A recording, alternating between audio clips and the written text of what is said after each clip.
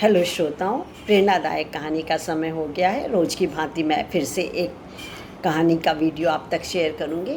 तो आजकल आप लोग देखते हैं कि ना संस्कार विहीन समाज में हापाधापी में भाग दौड़ में समय मिलता नहीं है और कहीं ना कहीं हमारा भटकाव हो जाता है। लेकिन सच मानिए, यदि यही प्रेरणादायक कहानियाँ बचपन से ही सुनाते जाएँ या उनमें आत्मसात कर दी जाए तो निसंदेह वो गलत राह कभी भी नहीं पकड़ेंगे और सही मार्ग पर चलेंगे। आज की ज़रूरत है कि हमको सीख भरी कहानियाँ ही हमारी संतुष्टि का कारण बनती है। इसलिए हमारे जीवन में बहुत ज़रूरी है कि हम छोटी छोटी ये कहानियों से कुछ सीख। आज का शीर्षक मैंने निकाला है एकाग्रता, कॉन्सेंट्रेशन, और या आप ये कह सकते हैं कि ईश्वर की प्राप्ति कैसे की जाए, ईश्वर में भक्ति कैसे लगाई जाए। तो एक बार की बात है, गुरु शिष्य थे। गुरु तो गुरु होते हैं। अब शिष्य महाराज ऐसे थे कि उनका कहीं मन नहीं लगता था। जो काम करें बीच में छोड़ दें। पूजा हो, पाठ हो, तप हो, यज्ञ हो, हवन हो, कुछ भी हो, या पढ़ाई लिखाई का काम, संस्कृत का अध्ययन करना हो, पाठ करना हो, कहीं पूजा सामग्री को लाना हो, कोई भी सब्जेक्ट पढ़ना हो, मन जो कि डामाडोल सा रहता था, बड़े परेशान रहते थे। तो उन्होंने गुरु के पास जाके कहा कि गुरु जी, मेरा तो भैया साधना में, उपासना में, आराधना में मन ही नहीं लगता है। मैं करूं तो क्या करूं? आप मुझे कोई ऐसा ज्ञान दीजिए जिससे कि मेरा मन जो कि रमने लगे। कहीं तो एकाग्र हूँ मैं, और ईश्वर भक्ति में तो बिल्कुल ही नहीं लग रहा है मेरा मन, इधर उधर भटक जाता है। कैसे ईश्वर को प्राप्ति मैं करूं? तो गुरु बोले, कोई बात नहीं, होता है, सबके साथ होता है, अधिकांश लोगों के साथ होता है। अच्छा, तुम एक काम करो, ये जो पिल्ले दौड़ रहे हैं सड़क पे, उनमें से कोई से भी 2 पिल्ले को तुम 1 हफ्ते 1.5 हफ्ते कुछ दिन अपने पास रखो। तो बोला, क्यों गुरुजी, क्या इससे क्या होगा? बोले, बस ऐसे ही मैं तुमसे आदेश दे रहा हूँ, तुम करो, उसका सेवा हुआ करो कुछ। तो बोला, ठीक, गुरु की आज्ञा तो गुरु, बहस करने का दोबारा कोई चांस ही नहीं। तो शिष्य महाराज ने 2 पिल्ले रख लिए। अब शुरू में क्या हुआ, वो जैसे पकड़े शिष्य, वो तो भाग लिए, टेढ़ी हो जाए, इधर भाग जाए, उसके नीचे छुप जाए, कभी कुर्सी के नीचे, तखत के नीचे, चौकी के नीचे, बड़ा बिलबिला जाता था। 2 दिन हो गए, 3 दिन हो गए, फिर धीरे धीरे वो पिल्ले उसके पास आने लगे। तो वो शिष्य भी उन्हें दूध रोटी खिलाता था, हाथ से सहलाता था, खूब प्यार करता था।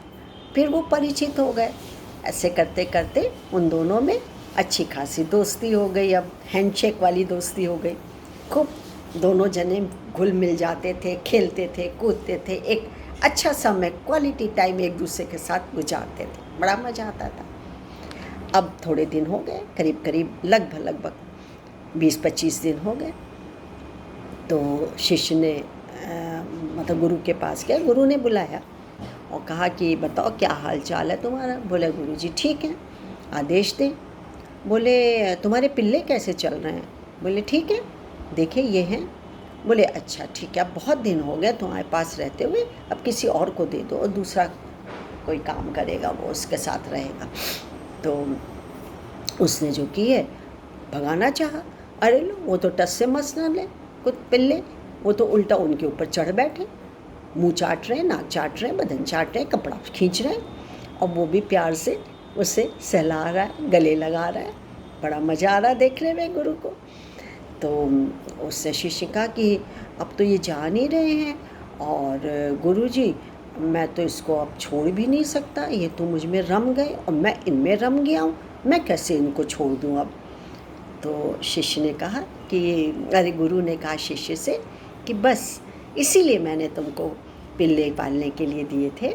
जिस तरीके से पहले ये भाग रहे थे और तुमने भागने नहीं दिया, इसके पीछे पीछे भागते रहे, और फिर ज़्यादा से ज़्यादा समय तुम पिल्लों को देने लगे, दूध भी, रोटी भी, जो भी वे चाहते थे। तुम खेलते भी थे, उसका ख्याल रखते थे, उसको घुमाने भी ले जाते थे, अपने पास बुलाते थे, ज़्यादा से ज़्यादा समय तुम उसके साथ गुजारने लगे।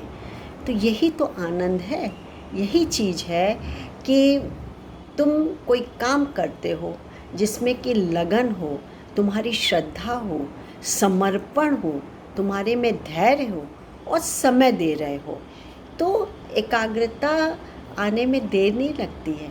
फिर वो चाहे वो पढ़ाई हो, चाहे वो बागवानी हो, चाहे वो अन्य काम हो, चाहे ईश्वर की प्राप्ति हो, तब भी हो जाएगा।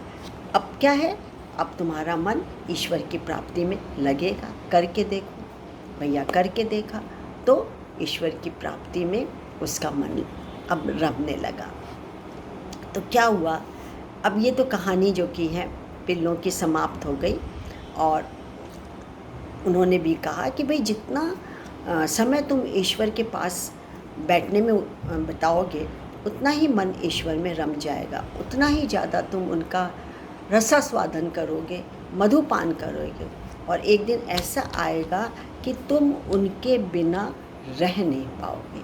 हुआ भी यही, उस पिल्ले के बिना नहीं रह पाया, अब ईश्वर में रम गया मन, तो ईश्वर के बिना वो शिष्य अब नहीं रह पाता।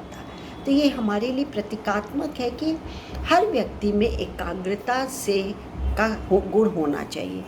आप 4-6 चीज़ एक साथ मत करिए, एक ही चीज़, 2 नाव 3 नाव पे एक साथ पैर रखेंगे, सवार होंगे, डगमगा जाएंगे। एक बार में एक ही नाव पे पैर रखिए और उस पर पूर्ण समर्पित हो जाइए, फिर देखिए आप डगमगाएंगे नहीं, और समर्पण होगा तो एकाग्रता होगी ही। तो ये कहानी का सार है।